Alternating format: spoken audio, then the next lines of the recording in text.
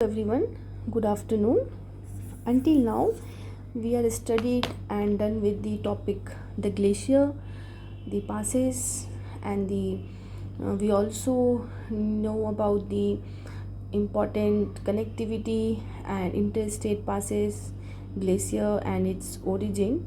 And one thing which I forgot to mention, that the definition of glacier, it is a slowly moving snow.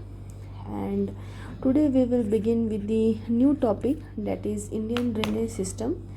Kindly note the important rivers, like we have already given 2 to 3 attempts, so we know the basic things. Only one thing which we are not aware of, that the most neglected or the tiny details, like it's very basic questions which were asked by UPSC in the year 2024, that arrange the Ganga river or the from the west to east. So basically it is a type of question which would be considered as easy, but we as a 2 to 3 attempts giver always land up to the major, and we neglect the foundation or the easiest thing. So please kindly be attentive for the next 12 to 13 minutes and kindly note the important points, so that, and also please write the question of answer of the question which I asked during the discussion, so that it also benefit for me as well as for you all. So without any further ado, let's start with the Indian drainage system. Basically, first of all, for the detailed study or the enhance your knowledge, you can go with the class 11 textbook of the geography, that is India Physical Environment,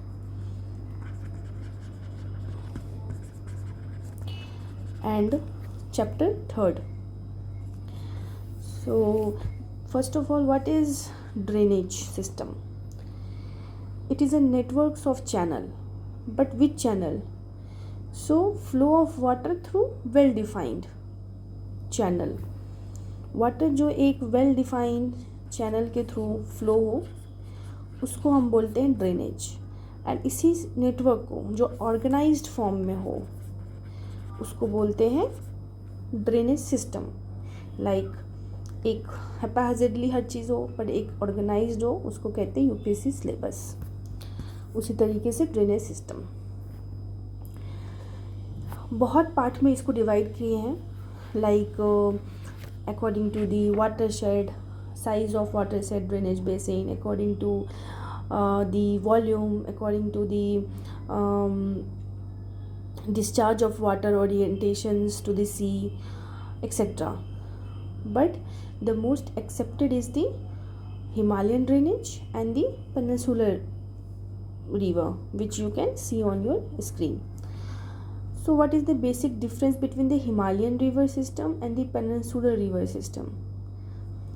and आपको ये भी पता होना चाहिए, इसमें हम ना केवल एक रिवर देखेंगे but we will also know about the important national park, wild life sanctuary, UNESCO world heritage, and we will also recall the major passes in the Sikkim, in the Arunachal Pradesh, and the some internal security part concern area. So kindly be focused. So Himalayan rivers and the peninsular river, the basic difference for the Himalayan river is that it is perennial while peninsular is a seasonal. Himalayan consists of giant gorge which form like valley, V-shaped valley. It is of erosional and the depositional features, shows erosional and depositional features like flood plains, majorly form the deltas, and also known as, चूँकि ये young है and young person is known for their dynamic personality, so they are known for the course changing their course, like Kosi river known as Sorrow of Bihar, and frequently ये change करते हैं, but peninsular is known for its backdate older than the Himalayan one, and it is also known for forming a shallow valley, and major peninsular river flow from west to east except Narmada and Tapi. So potential questions which UPSC may ask कि आप give the name of that river which are in Himalayan in origin, but it is older, age and origin is older, much older than the peninsular even. मतलब basically वो peninsular है होना चाहिए, but why it is considered in the Himalayan, और यही इस classification की problem है. And those river is the Chambal, Betwa, Son, and we know that these are the Ganga, Yamuna is the Son, and the Chambal is the tributary of Yamuna. तो ये एक question potential है, because statement based question आपने देखा होगा Gondwana plane ये वो में प्लेट टेक्टोनिक में 2025 में भी था. तो ये एक बेसिक इन्फॉर्मेशन थी. सो आपके स्क्रीन में ब्रह्मपुत्र रिवर स्टार्ट करते हैं. तो किसी भी रिवर के लिए हमें पता होनी चाहिए उनकी ओरिजिन, उनकी ट्रिब्यूटरी, कौन कौन सी UNESCO world heritage, wild life sanctuary कौन से रिवर रिप्रेजेंट है, national park etcetera. So first of all the origin of Brahmaputra river is the Chemayung Dung Glacier. Okay, and Brahmaputra is one of the largest river in the world. And the Chamdang-yung Glacier कहाँ पे है? Kailash range. अब आप comment section में बताओगे कि Mansarovar range के पास जो कैलाश रेंज है, मानसरोवर लेक के पास, उसकी ओपनिंग कौन सी पास से है. ओके, एंड फिर ये ईस्ट वर्ड फ्लो करते हैं, जहाँ पे तिब्बत पे इनको ब्रह्मपुत्र को ही सैंगपो या फिर यांगलुंग जैंगबो बोलते हैं. इसका मतलब होता है प्यूरीफायर. फिर ये एक सिंटेक्शियल बैंड लेते हैं, बारालाचा सॉरी यहाँ पे सिंटेक्शियल बैंड लेते हैं ये, और इसका क्या नाम है?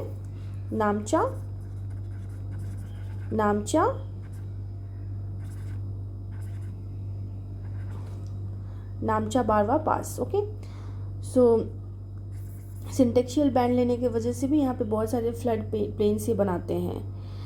ओके, नामचा बारवा. यहाँ तक तो जहाँ तक दिहंग आपको दिख रहा होगा, यहाँ तक तो हम इसको दिहंग को, ब्रह्मपुत्र को अरुणाचल प्रदेश में दिहंग ही नाम से जानते हैं. बट वहाँ से जाने के बाद जो प्लेन्स एरिया में वो आते हैं, जिसको सादिया टाउन बोलते हैं, सादिया टाउन, दिहंग तक सादिया टाउन है. तो दिहंग और सियांग एक ही है, दिहंग को ही सियांग बोलते हैं. यहाँ तक अरुणाचल प्रदेश में ब्रह्मपुत्र को दिहंग और सियांग नाम से ही जाना जाता है, जो कि एक सादिया टाउन में है.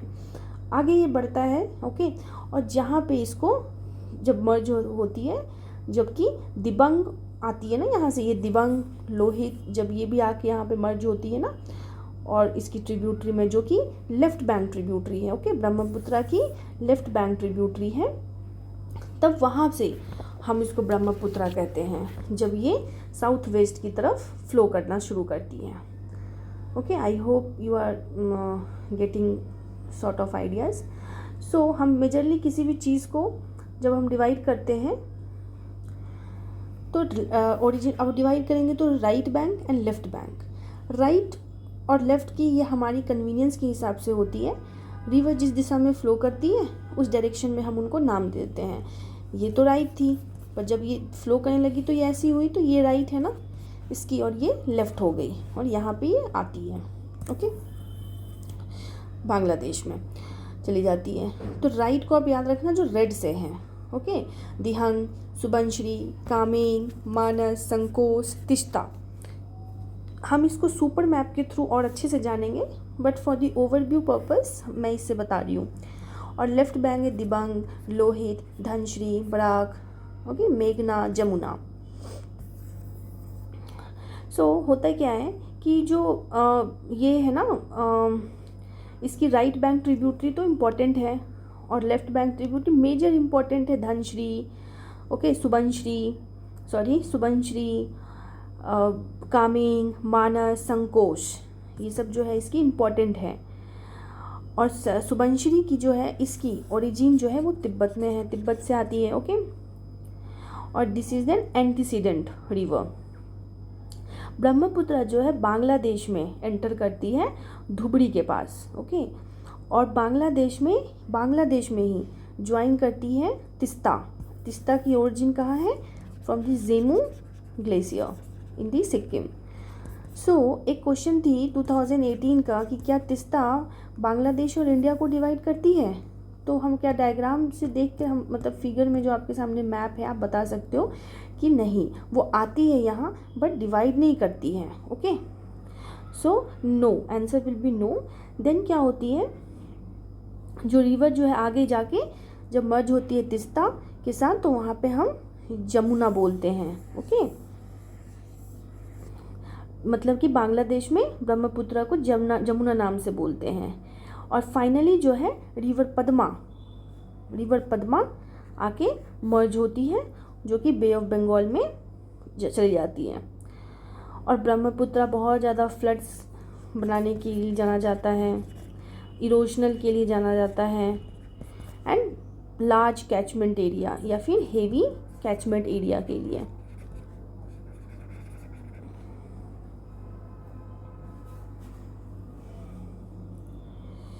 सो नाउ अब याद कैसे करें? तो for the right bank tributary we have Teesta ने जाकर, काइंडली नोट इट, तिस्ता ने जाकर माँ को सुहाग दिया। Teesta for the river Teesta, okay. जाकर एक छोटा सा है Jaldhaka, but not much important, तो you can skip. Manas for माँ, को फॉर कामिंग, सुहाग फॉर शुभनश्री, एंड दिया फॉर दिहंग, ओके। तिस्ता ने माँ को जाकर सुहाग दिया, okay, important. And for the left bank you can remember, Dibang के लिए तो बाएं हाथ का खेल, मतलब बाएं हाथ का खेल होता है ना, हम लोग बोलते हैं ना ये तो मेरा बाएं हाथ का खेल है। तो दबंग लोहित ने this, and this is for this, THIS, this डाकू से धनश्री और जमुना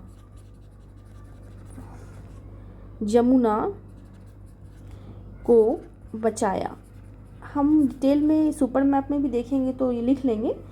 तो for Dibang it is for Dibang and Lohit for Lohit river, this डाकू से Disang, this is Disang, okay, Disang,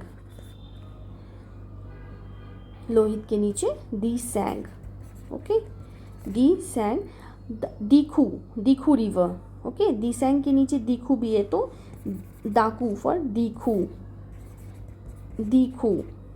and then Dhansiri. तो लोहित के नीचे दी सैंग एंड दीखू है, and then Dhansiri, and then और जमुना को, तो जमुना को बचाया, okay.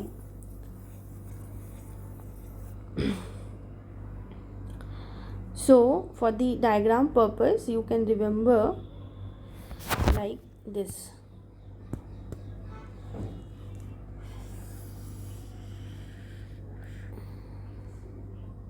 Okay, wait a minute, I don't know.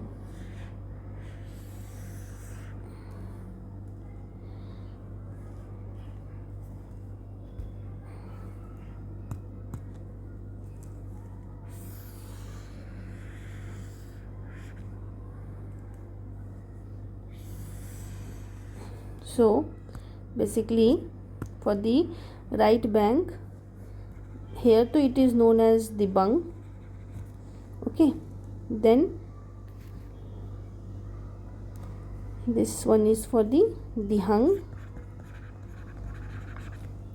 This is for Subanshri. This is for Kaming. This is for Manas. This is for one Jaldhara, and this is for Tista, which originate from Jemu glacier. So this is right bank. Tista ने जाकर माँ को सुहाग दिया. Okay, Teesta ने जाकर माँ को सुहाग दिया. Fine. Now left bank. Lohit, Disang, दीखू,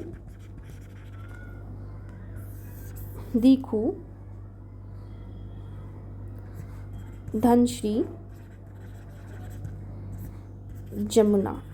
okay, Dibang, Lohit ने दिस डाकू is for दीखू से धन श्री और जमुना को बचाया. ओके, देन हम ब्रह्मपुत्र आगे बढ़ेगा. यहाँ पे गंगा आएगी. Fine, Ganga. Then river Padma. Ganga और पद्मा जहाँ मिलती है इज नोन एज मेघना. सो ब्रह्मपुत्रा मेघना के नाम से जानी गई और फिर बे ऑफ बंगाल की खाड़ी में चली गई. फाइन. सो आई होप आपको समझ में आया होगा एंड आप नोट कर लेना. हम डिटेल में इसको पढ़ेंगे, कौन सी लेक और कौन सी इम्पॉर्टेंट लेक है, कौन सी यूनेस्को वर्ल्ड है, ये हम सुपर मैप के थ्रू देखेंगे. आज थोड़ा ज़्यादा समय लग गया, sorry for this, and kindly note the important notes which I usually mention during the discussion, and आप कमेंट भी कर देना. Thank you for the watching. Bye bye.